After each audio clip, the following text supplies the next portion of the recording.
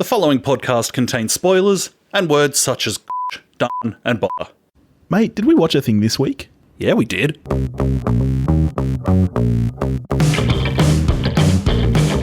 Hey yo! Welcome everybody to We Watched a Thing. You've got Billy, you've got Topher, and this week we definitely watched a thing. How are you, my friend? Just a very loud intro. I know my levels are fine because you tell me what to set them at, so...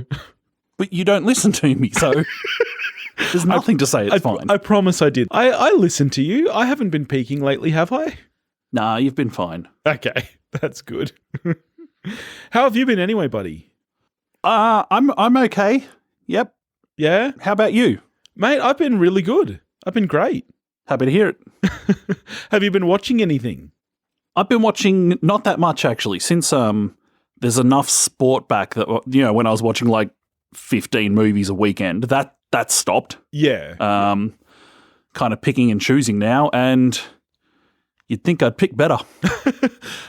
Yeah, you did make a bad decision this week because, as listeners know, we hadn't decided last week what we were watching, and then it was you who said, oh, there's this new Kevin Bacon movie, which I hadn't heard about. How did you even hear about this? Mate, I've got my sources. Your finger is firmly on the pulse. Yes, it is. So this was supposed to be a theatrical release, I guess. It's a Blumhouse Universal film. And then they dropped it on demand this week. On unsuspecting victims.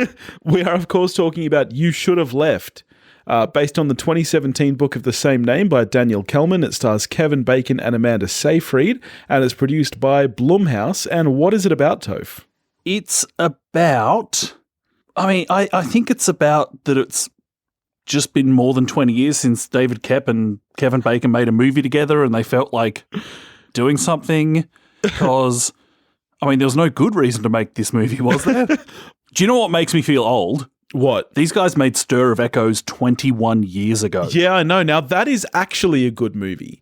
Now, can we start on Koepp? Because do you think there's been a more hit and miss name in the history of cinema? Like, this guy made Jurassic Park, but then he also made The Lost World. This guy... so did Spielberg. So. Well, that's true. But this guy's track record is really, really all over the shop. He's made some great stuff and some absolute shit. Just some massive hits in Koepp's past, and then there's stuff like You Should Have Left. Yeah, which he directed this as well. Now, usually, I think he's only directed about 7 or 8 films, but he's been a writer in the industry for a long, long time. And... yeah. This book, I'm not familiar with the book at all. Are you? I'm not familiar with the book, no. Because, you watch this film, and it's not a long film. No. Like hour and a half. Yep. And what was the last, we talked about this not that long ago, where we were just like, this is just an episode of Twilight Zone. This is not a movie. Yeah. Was it possibly Brightburn maybe that we felt that way about? I don't know. I've tried to drive that fucking thing from my memory.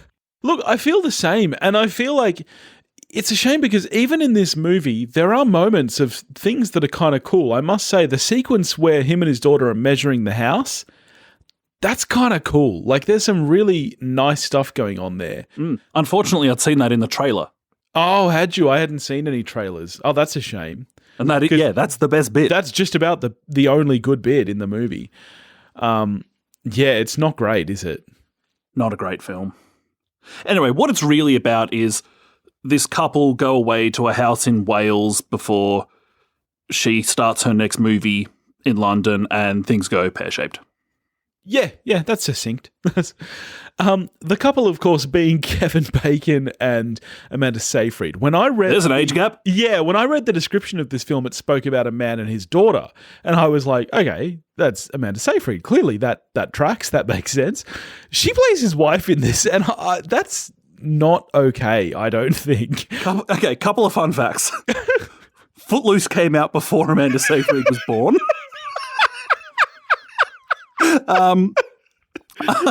I'm just older than Amanda Seyfried, and Bacon is just younger than my mum.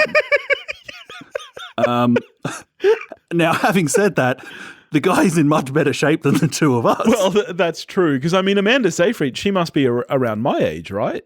I think she's between us, yeah. Yeah, right. Yeah, I mean, they both look a lot better than me. And I mean, the guys, like the bacon, there's still some amazing volume happening in that guy's hair. Like, we won't have hair, let alone. Yeah, that's true. Now, I mean, at least from right at the beginning of the film, the guy gets called old man. Yeah. They're certainly not hiding behind it. No, I don't think it's mentioned enough, though. I don't think that there is enough mention in the film about the age gap between these two for it to track properly. Like, okay, it's his second wife, that's fine. There's not enough mention of it, really, for it to be okay for me, I don't think. I think it needed to be more of a feature. If you're going to have an age gap this big, it needs to really be a part of the story for me. Especially because there's actually no reason for that character not to be, say, 45. Well, that's the thing. It doesn't really... Yeah, exactly. I'm with you. Like, yeah, okay, maybe she needs to be slightly younger than him because of the whole jealousy thing and all that. But yeah, there's no need for her to be in her 30s.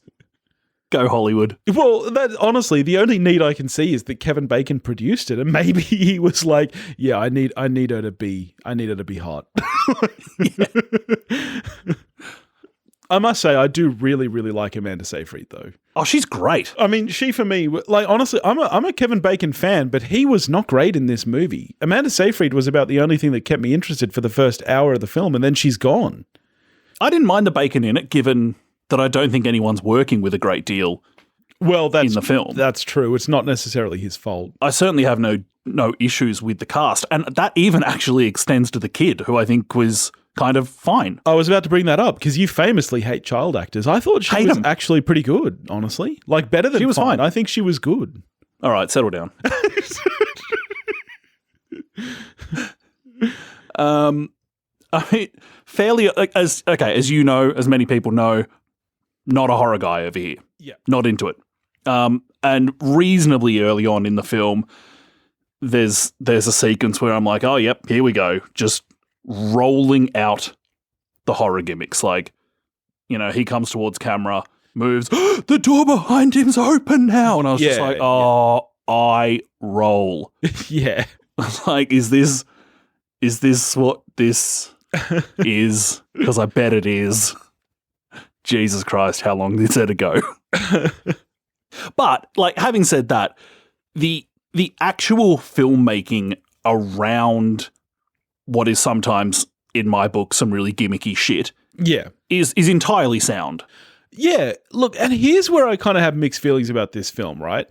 I think the premise is actually quite strong. The idea of this house where it kind of manipulates time and space and things are kind of messed up. I think that's kind of cool. The problem for me is that the actual premise of the film has very, very little to do with the script, really. Like, I don't think they really play with that enough. And too much of the script is just complete and utter garbage. And while there is some nice filmmaking there, I feel the same way about the filmmaking as I do about the script. Like, the flourishes that are nice kind of don't connect enough for me with what the film is, that I just found myself kind of not enjoying it. Do you understand what I'm saying? I think I do. Like, there are some moments of, you know, for example, the cinematography I think is actually quite nice, but it doesn't, you know, we talk about how cinematography should help the story and the structure, and I don't feel like it does in this case, which is where I'm left with that kind of student film feeling where, you know, sure, it looks nice. Yeah, okay, there's plenty of depth of field there. Yeah, but that doesn't necessarily make for a better film at all. I think it's hit and miss for me. There are times where I think it's well done. Some of the use of light in the film I think is good. There's sequences in the film where, and like, this is clearly a choice. This film is made by people who know more about their craft than I do. But there are chunks of this film where it has that look where you've brought footage into a project and haven't graded it yet, and it has that kind of grey look to it. Yeah. Before you've attached a lookup table or like whatever you're doing to it. And I was just like, I don't get it for this film. No. Look, and for people who don't know a lot about filmmaking, that's right. That's generally how you would shoot very flat. You would shoot with not much contrast, very flat on the color, and then you would add that in post. It gives you more scope to decide the look of the film, right? Like, is that correct? Yeah, and obviously you want to differentiate it. They clearly want to differentiate it from the scenes where he flashes into Evil House or whatever it is. Yeah. Which is higher contrast. It's much more blue. But the look of just everyday countryside Wales, the look's weird for me. Yeah. Now, can I ask, were you actually scared at any point in this film? Because you don't like horror movies. You do scare a little bit easily. Were you scared at all? I just don't enjoy it. Yeah, that's true. I do scare easily, but yeah, I get a kick out of it. Yeah. There were a couple of scenes, but not, on the whole, not hugely, no. Yeah, and that I think is my problem with it. I didn't find myself scared at any point, and as you know, I love that. I love that moment where you jump out of your skin. I didn't get that, and I also just didn't connect enough to the characters that, like, I just kind of found myself really bored during the movie because I didn't have anything to connect to. I like the fact that kind of right before it goes really pear-shaped, there's been weird stuff happening, but before it goes really pear-shaped is when Kevin Bacon's character, he sins, really, with the spying on her and looking at her phone and that kind of stuff. And even though it turns out he's got reason to be concerned, it's a betrayal on his part. Yeah. And I was like, okay, this I at least rate in terms of storytelling, if this is now the point where it goes to shit for him, because he can't, well, now, in Horrorland, you've now brought it on yourself. It's like having sex in a Jason film. Yeah. Okay, yeah, I get that. That makes total sense. Yeah, I hadn't really thought about it that way, but yeah, that's cool. Maybe you can clear something up for me. This is a constant thing in movies where people are in the bath. What is going on with movie bathwater? Why does it look milky? I understand it. You want to get people naked without actually showing anything, and it serves that purpose. But do we just have really good water here? Is that what water looks like in other places? You know what I think it is, honestly? I think it's exactly as you say, is that you want to show as much as possible without showing anything at all.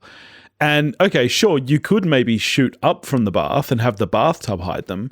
That's not as saucy as them being hidden by liquid. Like, does that make sense? Because liquid can be see-through. So you see someone laying in a bath and water the water is famously see-through. Exactly. So if the water is hiding them, you feel in your head like, oh, that person's nudie. That's kind of exciting.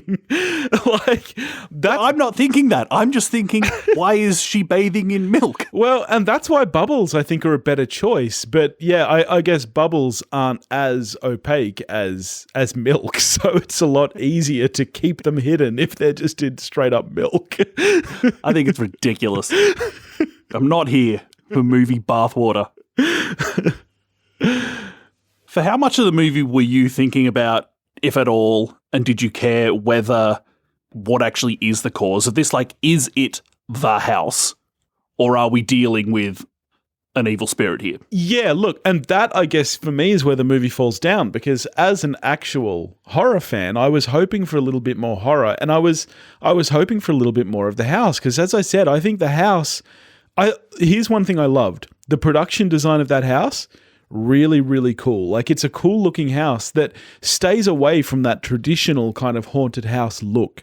Like, this isn't your Victorian era style house that you see in most horror movies.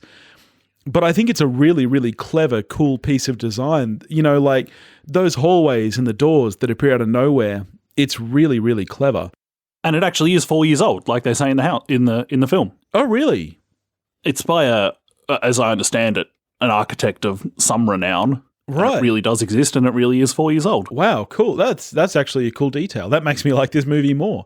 I was hoping for more of the house. And as I said, the scene where he and his daughter are measuring and realizing that things are wrong. And then there's a really cool shot in this film where she runs in the house to get her coat. But then he looks through the window and she comes in from the other side of the room than what she ran in from outside. It's a really cool kind of trick. And I was hoping for more of that kind of stuff, but there's not really enough. And then at the end, when old mate who owns the house is revealed to be Kevin Bacon, I did not care for that, and I didn't understand how that was tied in or what the house actually is. And I was really hoping to find out more about this house. How did you feel about that end reveal?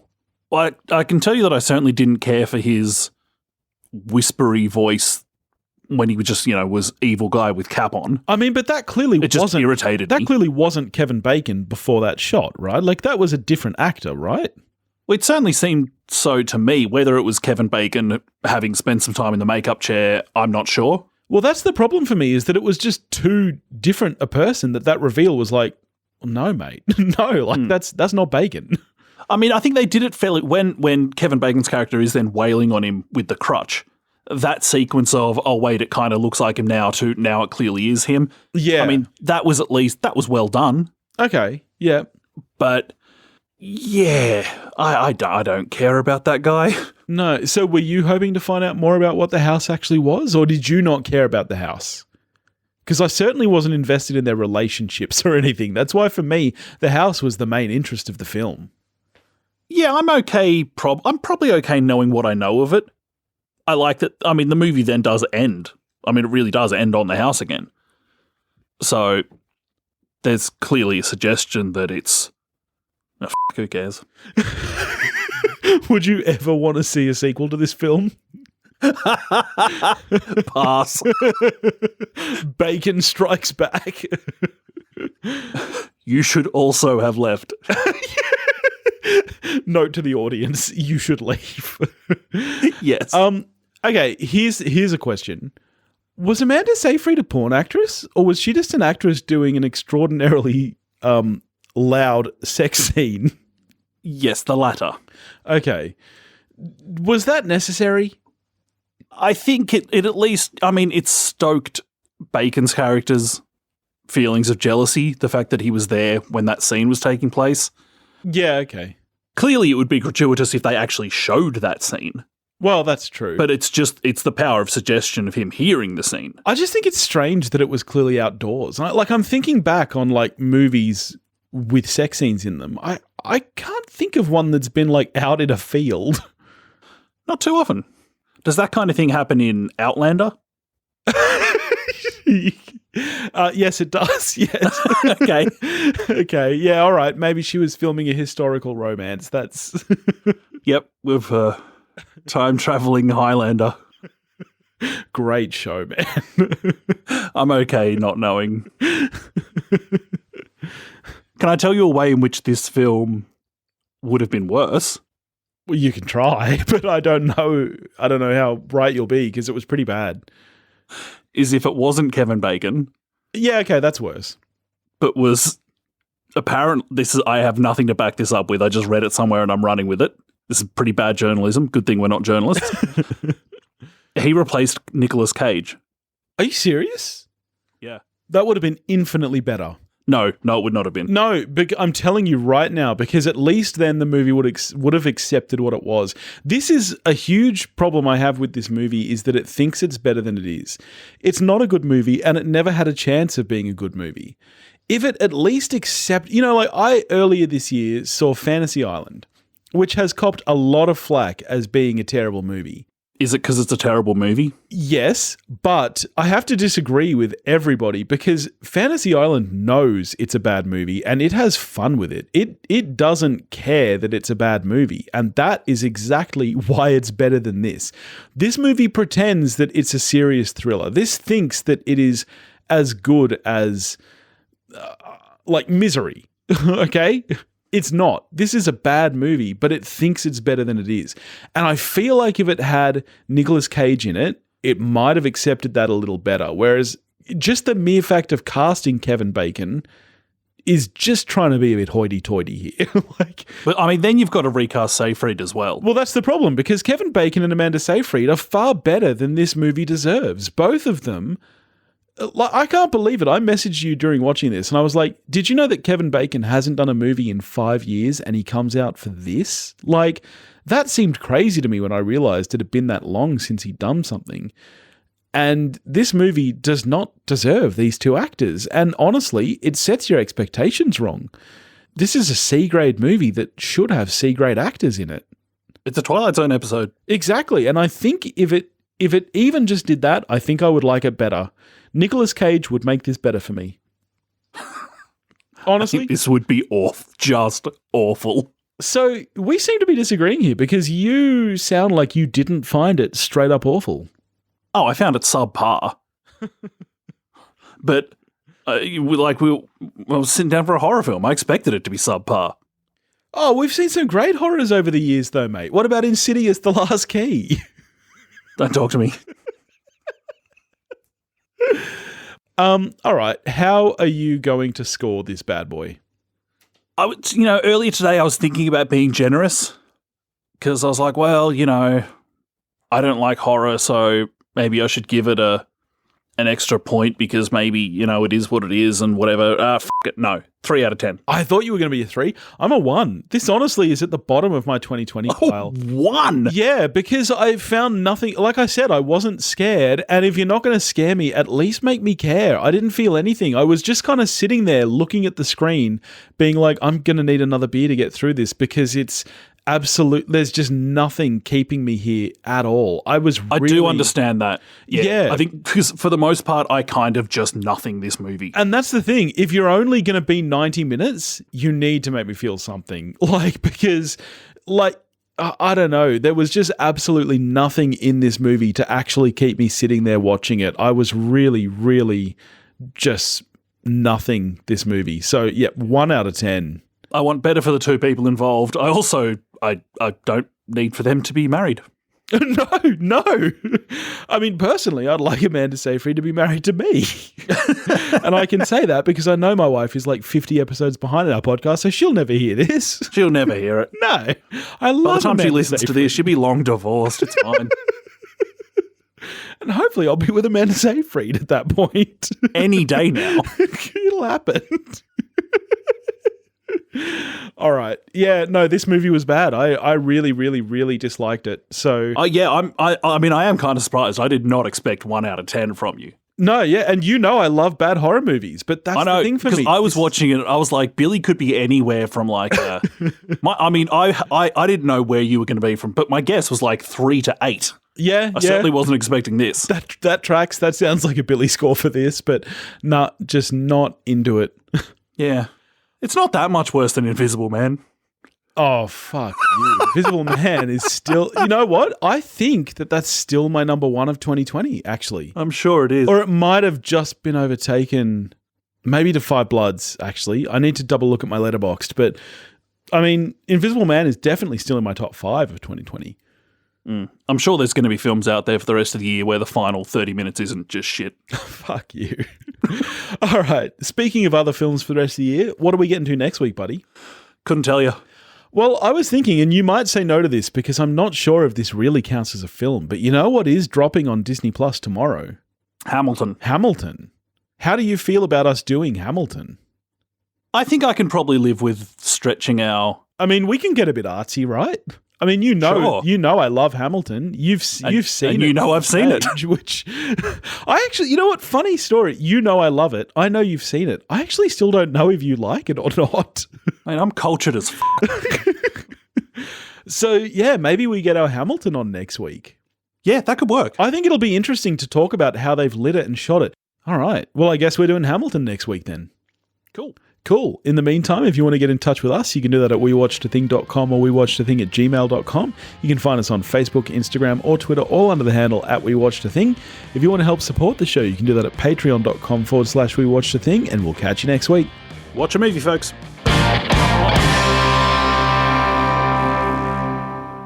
Well, I saw that Carlton won. Beat Essendon, those